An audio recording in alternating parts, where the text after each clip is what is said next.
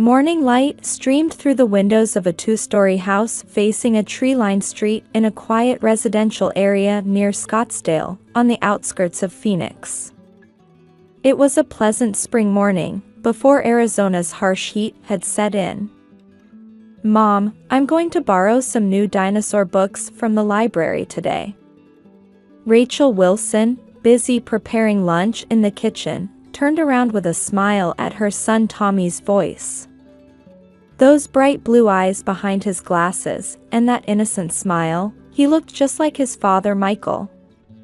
Even now, 7 years after the accident, it still tugged at her heart a little every morning. Still, her beloved son's smile had kept her going all these years. "Don't make any stops on your way back from the library." "I promise." "But can I borrow 2 dinosaur books?" "Of course, but only after you finish your homework." Tommy nodded with a serious expression. His careful and gentle nature would surely make his father proud in heaven. On the kitchen counter stood Tommy's precious dinosaur figures. The Tyrannosaurus Rex, his father's last Christmas present, held a special place among them. On the living room wall hung a photograph of her mother Martha in her nursing uniform, looking dignified in her white coat. Next to it was her sister Catherine's accountant certification, once the family's pride, but now Catherine had returned home 7 months pregnant after her divorce, carrying another new lover's child. "Rachel, you're always working." "We could help more with Tommy as a family," Martha said at breakfast, her mouth turned down in disapproval. Despite Rachel paying 80% of the $2,000 monthly mortgage and raising her son alone, Rachel silently sipped her tea. Since her sister's return, her mother's attitude had grown more critical. Tension always lingered at the weekend brunch table. Their mother talked about Catherine's divorce as if it were someone else's problem. "That man was no good," she'd say. But Rachel knew the real reason was Catherine's spending habits. "You know, this room gets such nice light. It would make a perfect nursery," Catherine said one day, peering into Tommy's room. In her flashy makeup and designer maternity dress, she hardly looked pregnant. She surveyed Tommy's room with the air of someone inspecting a showroom, an expensive bag hanging from her shoulder. "Why don't we have a garage sale? This house has too much stuff," their mother suggested. Catherine's eyes lit up. "What a wonderful idea, Mom. I don't need any old things." Rachel felt uneasy, but with a major real estate contract pending, she couldn't afford to dwell on it. The luxury housing development in North Phoenix could be a career-defining deal. The contract was a success. With her long-awaited bonus in hand, Rachel planned a 3-day trip to Disneyland with Tommy. She wanted to create special memories with her son. She had been desperately trying to fill the void left by his father's absence. "Make some good memories." "Yes, have a nice time." Catherine and Martha's voices rang out with unusual sweetness, almost as if they were eager for them to leave the house. The night before departure, Tommy's room seemed tidier than usual, but Rachel dismissed it as her imagination. Bathed in California sunshine and pleasantly tired, Rachel and Tommy's taxi drove through the streets of Phoenix in the twilight. The dry Arizona wind rattled against the car windows, stirring up dust. The sun was still high, with the season's characteristic strong Phoenix rays continuing to shine. "I can't wait to see my dinosaur figures from Dad. I'm going to put the Stegosaurus I bought next to the T-Rex." Tommy chatted excitedly from the back seat, carefully holding the Stegosaurus figure he'd bought at Disneyland. Rachel smiled gently at the sight. These past 3 days had been filled with the joy of her son's smiles. Yes, but only after we unpack our bags. I know. I'll clean my room before I display it. As the taxi entered their residential area, the familiar tree-lined street came into view. But something was different. An unfamiliar station wagon was parked in front of their house. And on the porch sat what appeared to be a brand new luxury stroller. Is that one of Aunt Catherine's friends visiting? Rachel couldn't answer Tommy's innocent question. An inexplicable anxiety spread through her chest. When they opened the front door, the house was eerily quiet. The usual sounds were missing: no TV noise, no Catherine's chatter, no sounds of her mother moving about. It was an unnatural silence, as if someone had deliberately muted all sound. "Mom, something smells weird." Tommy wrinkled his nose. Indeed, it was different from their familiar house smell. The scent of fresh paint mixed with the distinctive smell of baby products wafted through the air. Rachel's anxiety grew as they climbed the stairs. The setting sun streaming into the second-floor hallway seemed to glow red like a warning. "Mom, I want to go to my room quickly. I want to see my T-Rex," Tommy urged, pulling at his mother's hand. She could feel his small hand trembling slightly. The moment Rachel's hand touched the doorknob to her son's room, she instinctively knew. Something irreversible had happened. When the door opened, they were confronted with an unfamiliar room. What was once Tommy's room had been completely transformed into a perfect nursery. The walls were painted a soft pale pink, with a state-of-the-art crib by the window. The changing table was neatly arranged with luxury baby items, and the shelves were decorated with cute stuffed animals, still bearing their price tags. Tommy's belongings had vanished without a trace. "Where's Dad's dinosaur?" Tommy's voice trembled. At that moment, a voice came from behind them. "Oh, you're back early." Turning around, they saw Catherine standing there with a broad smile. She was dressed in expensive maternity wear, looking like she'd stepped out of a magazine. Behind her stood Martha, appearing somewhat uneasy. "Where are my son's things?" Rachel's voice was surprisingly calm, even to herself. "I took over the room. Sold everything, got a good price too," Catherine declared proudly, her tone suggesting she was reporting some great achievement. "Your sister is pregnant. It's only natural, isn't it?"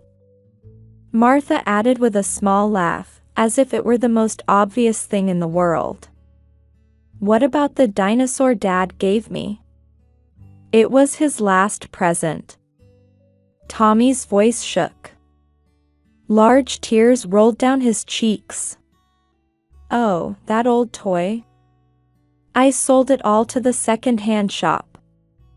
It wouldn't suit this lovely nursery anyway," Catherine said with a dismissive laugh. Tommy's body began to tremble, clinging to Rachel's clothes. The tremors from his small frame felt like an earthquake. "Come on, Tommy. I'll give you a new teddy bear. Isn't this one much cuter?"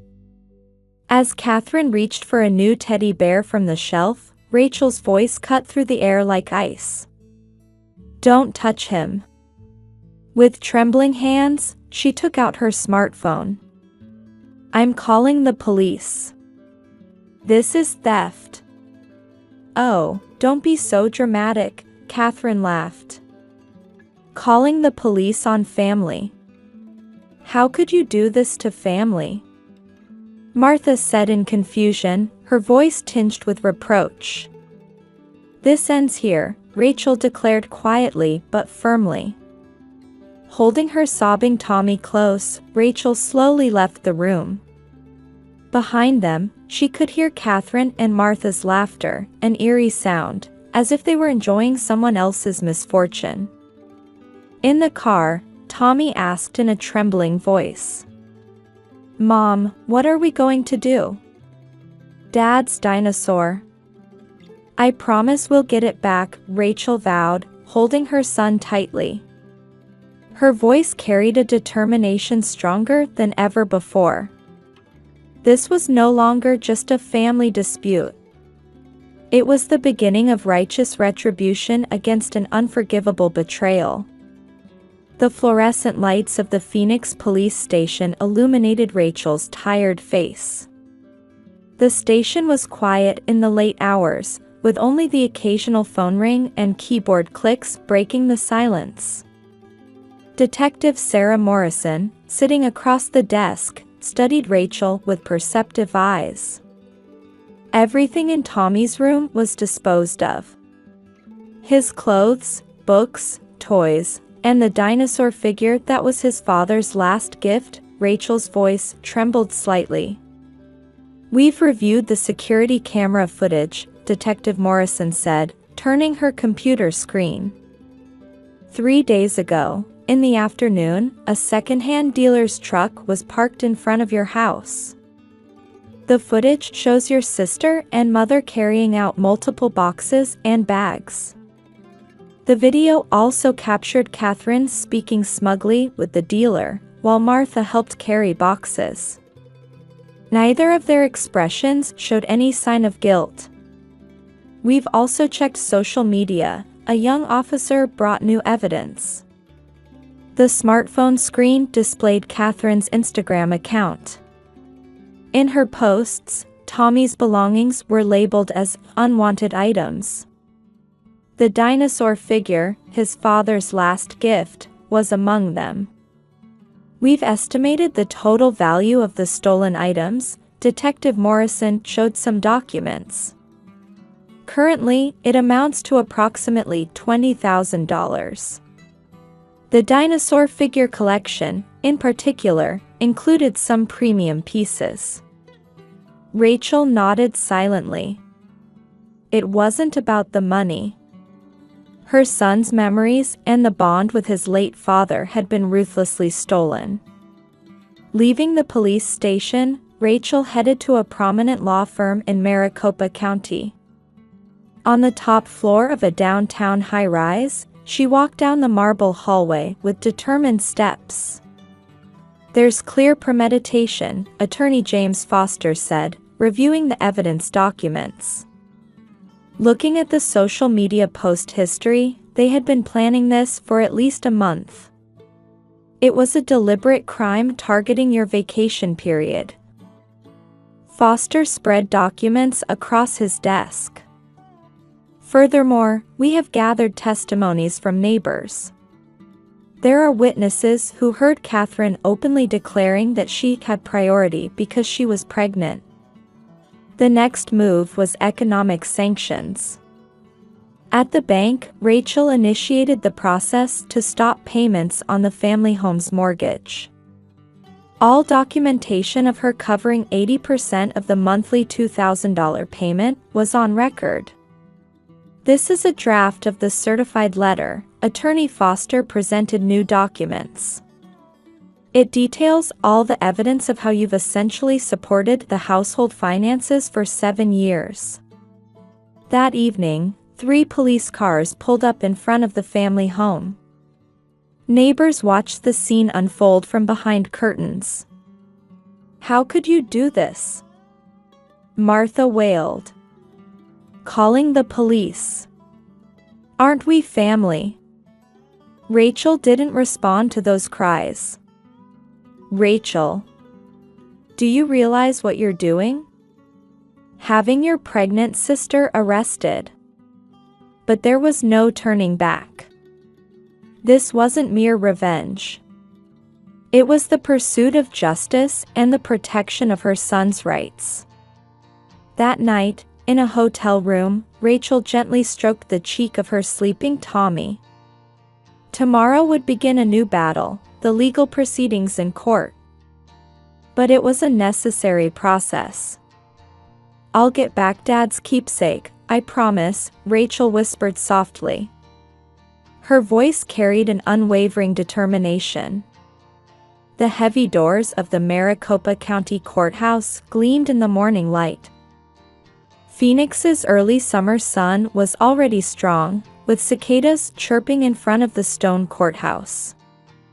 Rachel sighed deeply as she reviewed the materials received from Attorney Foster. They were having a final meeting in a cafe near the courthouse. In the air-conditioned interior, her iced coffee cooled her perspiring forehead.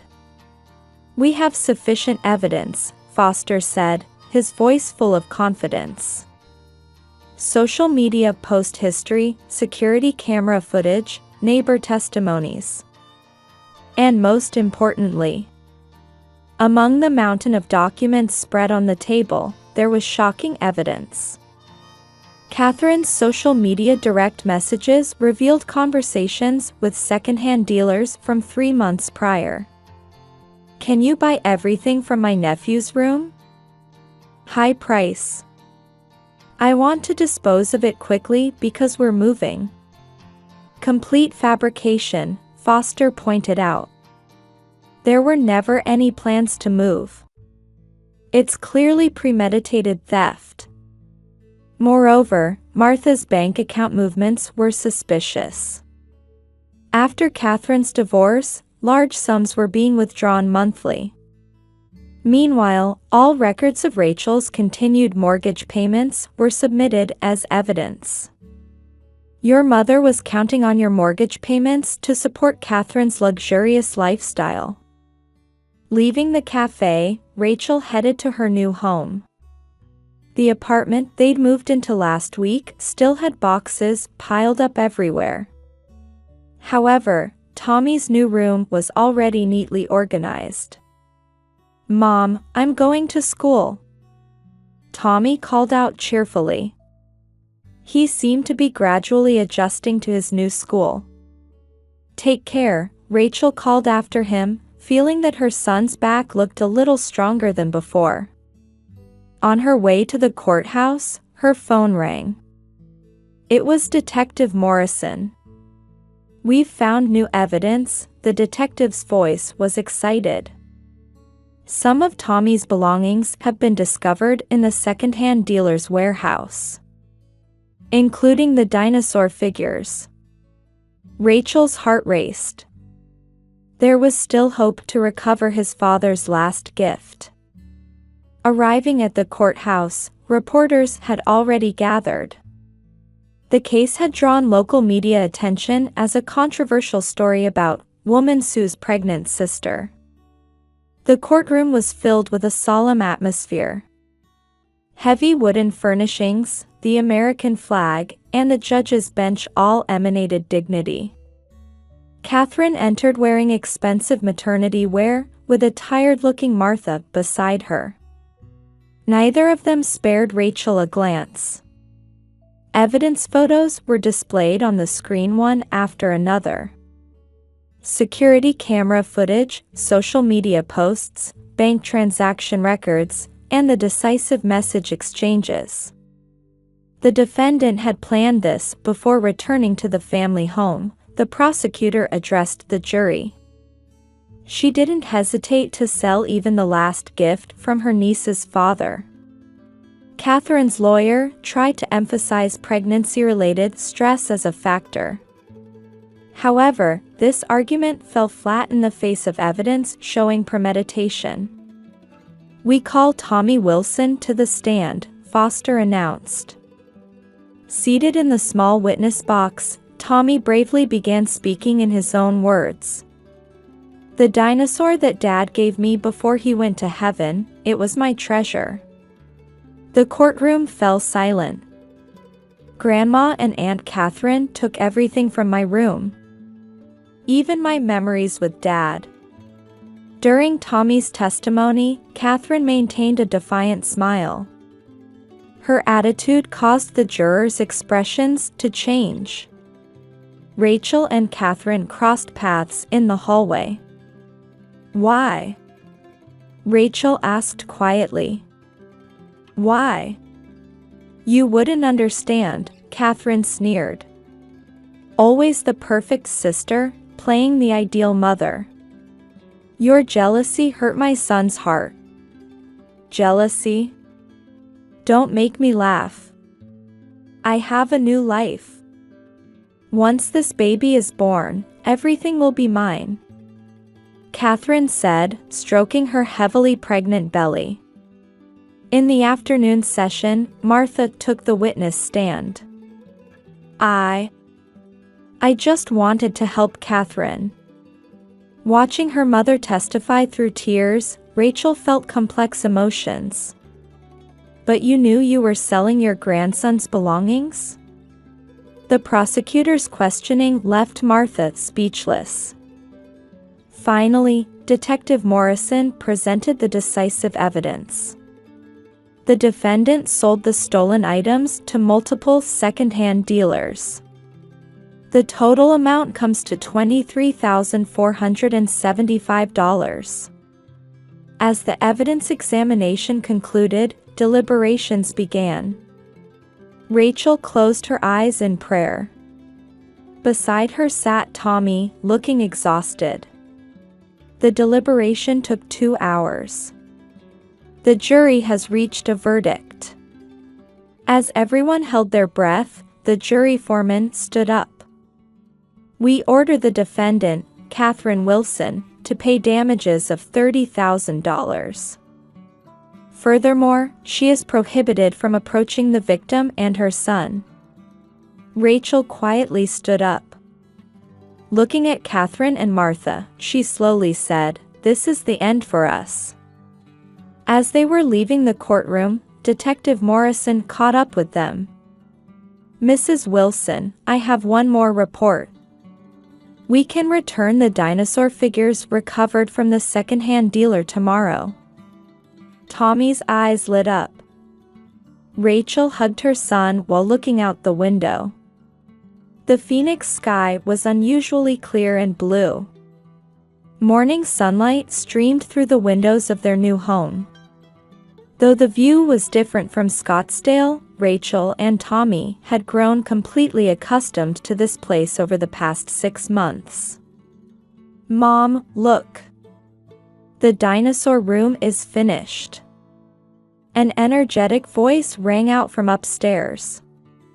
In Tommy's new room, the recovered dinosaur figures were arranged on a special shelf. The T-Rex, his father's last gift, held a place of honor. New dinosaur books were stacked on the small desk by the window, and dinosaur drawings that Tommy had made were posted on the walls.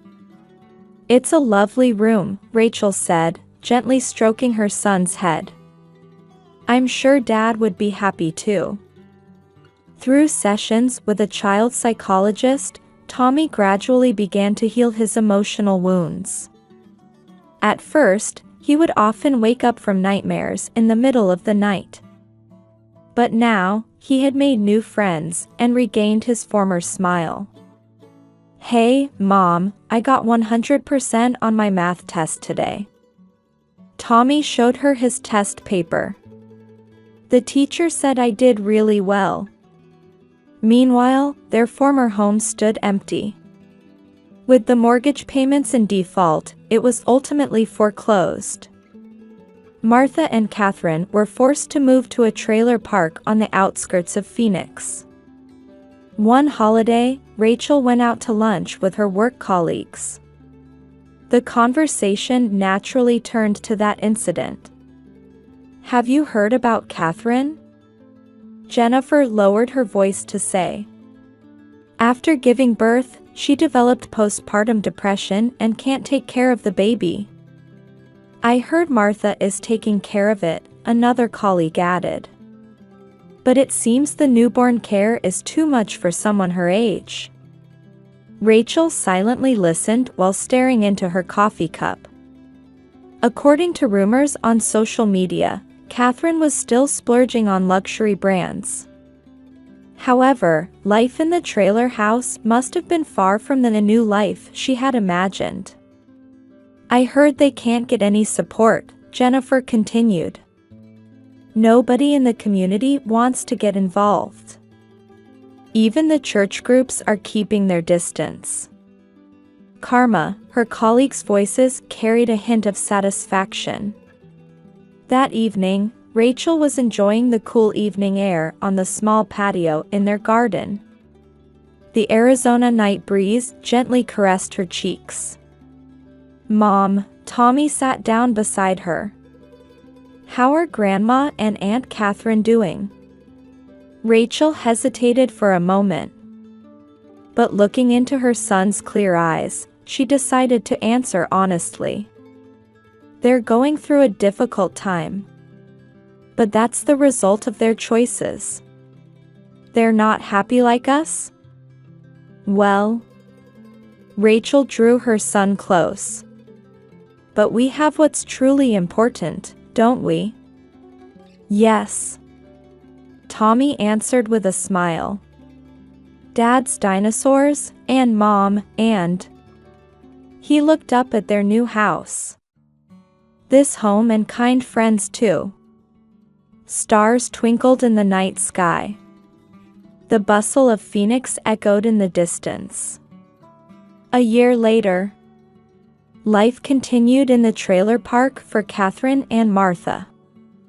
Catherine's designer clothes gradually became worn, and her social media followers dwindled day by day. Her child, left at daycare, never truly knew a mother's love. Meanwhile, Rachel's new home had become a place for regular weekend barbecues. Neighborhood families would gather, children playing in the yard while adults chatted about work and life. "Hey, Mom," Tommy asked one night before bed. "We're happy, aren't we?" "Yes, we are," Rachel answered, embracing her son. "We have what truly matters." The dinosaurs lined up on the room's shelves stood silently in the moonlight. They were more than just figures, they were memories of his father, symbols of the bond between mother and son, and monuments to the triumph of justice. The night sky visible from their new home's window was always blue and clear. There lay genuine happiness that could never be broken.